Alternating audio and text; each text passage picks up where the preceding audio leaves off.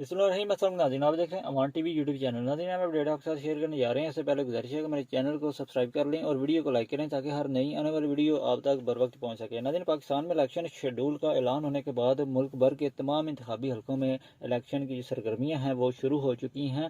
تمام امیدواران نے اپنے کاغذات نامزدگی جمع کروانے کے بعد الیکشن کمپین کا آغاز کر دیا ہے، میدان میں آ چکے ہیں۔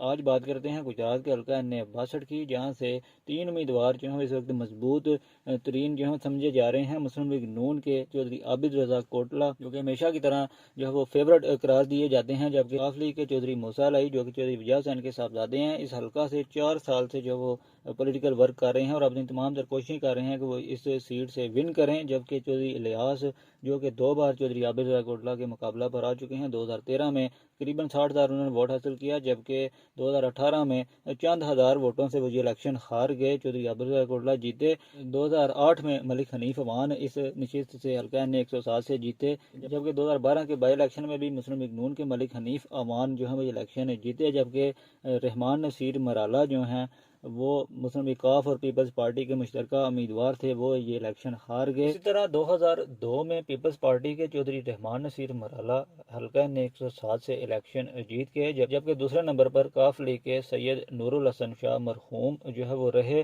یہ ناظرین تمام ہسٹری جو ہے میں نے آپ کے ساتھ اس حلقہ کی شیئر بھی کی اور موجودہ جو سیاسی صورتحال ہے وہ بھی آپ کے ساتھ جو ہے وہ شیئر کی ہے۔ اب عوام کس کو پسند کرتی ہے یہ تو 8 فروری کا دن ہی اس بات کا فیصلہ کرے گا۔ آپ کے خیال میں کس امیدوار کے جیتنے کے چانسز زیادہ ہیں؟ کمنٹ باکس میں اپنی رائے سے ضرور آگاہ کریں۔ اگلی ویڈیو تک کے لیے دیجیے اجازت۔ اللہ حافظ۔